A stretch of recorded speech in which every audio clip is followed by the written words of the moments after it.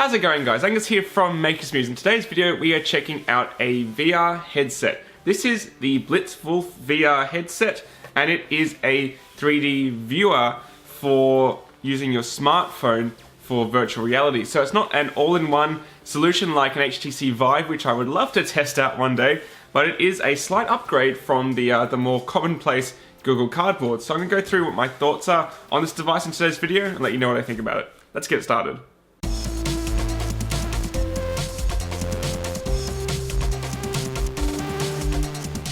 Welcome back, guys. So as I said, this is a smartphone virtual reality viewer. So you put your phone into the front of it, pops open like that, you slide it in and it is compatible with many different devices.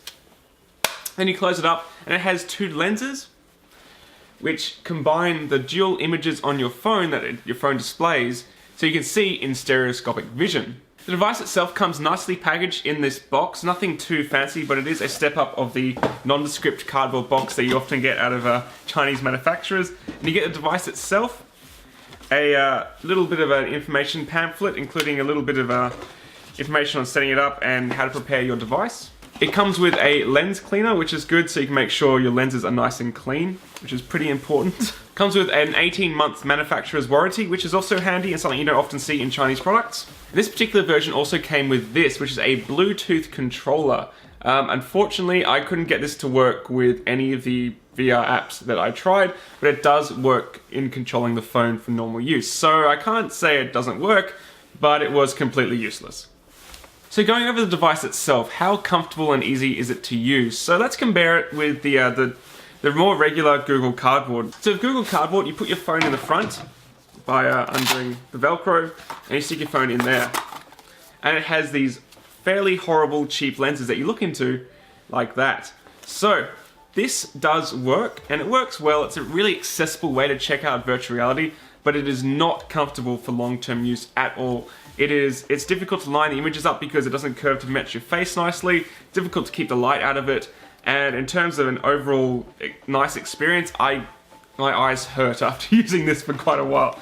This thing is a little bit nicer. So the Blitzwolf headset has a plush head mount and plush rest for your face. So when you put it on, like this, it's actually really comfortable to use. It rests around your face really nicely, and it is comfortable to wear for a longer period of time.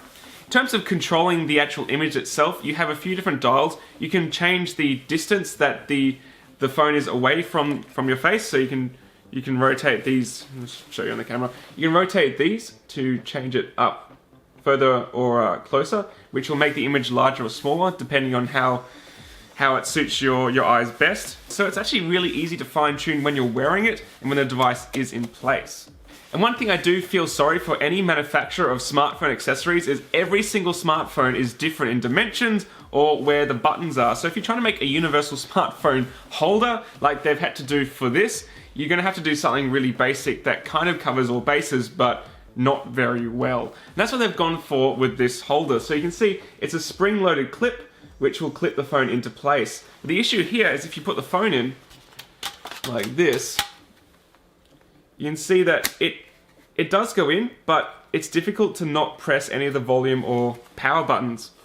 So you might have a bit of an issue with your phone in terms of putting it into place and not turning the phone off or changing the volume or that kind of thing. So it does take a bit of fiddling, but if you're careful and angle it in carefully, you probably will get it in with no issues. The overall construction is actually quite nice. It is not a heavy headset, but it certainly isn't light. Like, in terms of using these devices, you will be putting it on and looking around like this, right? I look like an idiot doing it, but you look around like this and there is a bit of inertia to it. So it's not as heavy as something like an HTC Vive would be or a proper fully featured headset would be, but it is something to keep in mind that there is a significant bit of weight to it. And for those who aren't used to this kind of headset, it can be a little bit uncomfortable, even though it is made very well.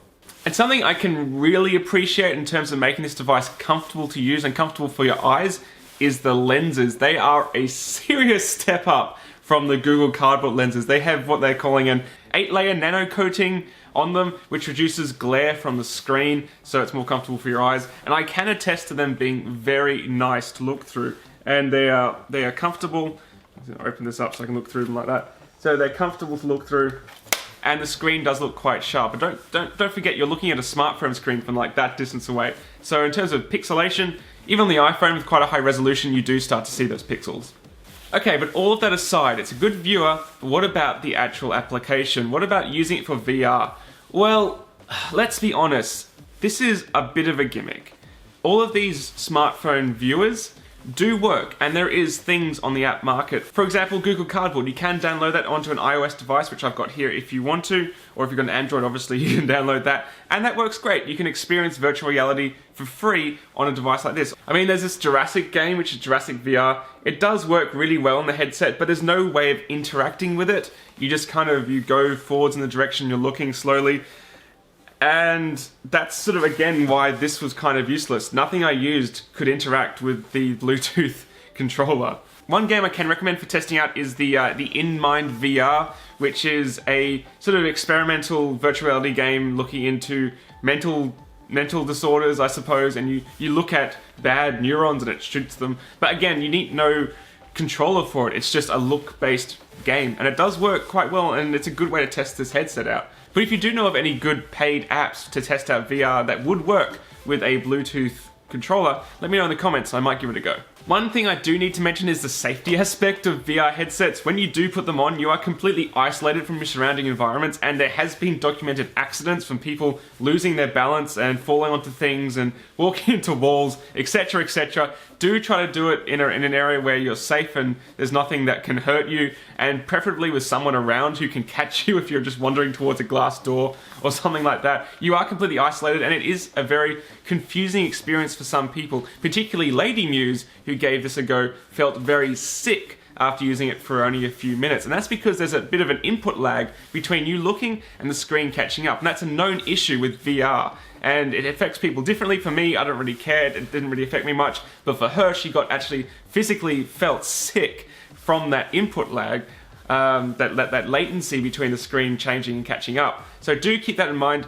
You may end up buying this sort of headset and finding that you can't physically use it because it makes you sick. So that's going to do it for the VR headset from Blitzwolf. It's only $33 Australian currently shipped, including the Bluetooth controller with it. So that's actually really quite cheap for something that's actually built really well. But in terms of actual practical use, I don't know. It's arguable that this sort of VR technology has a practical use right now. I would love to play Pokemon Go with this, with like a camera, and I could look around, but that again would arguably probably kill me because I'd probably walk onto a road in front of traffic.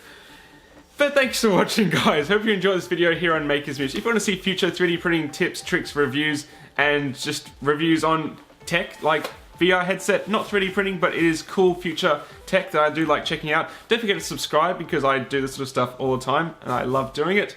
Also, we do have a Patreon if you're interested in supporting the channel further. It's completely optional, but I do this full time and it would help out quite a lot. So I look forward to seeing you again very shortly here on Makers Muse. Catch you later. Bye. Here's the latter half of the 20th century, and man has sent rockets into deep space. He has placed satellites into orbit. He has actually walked in space.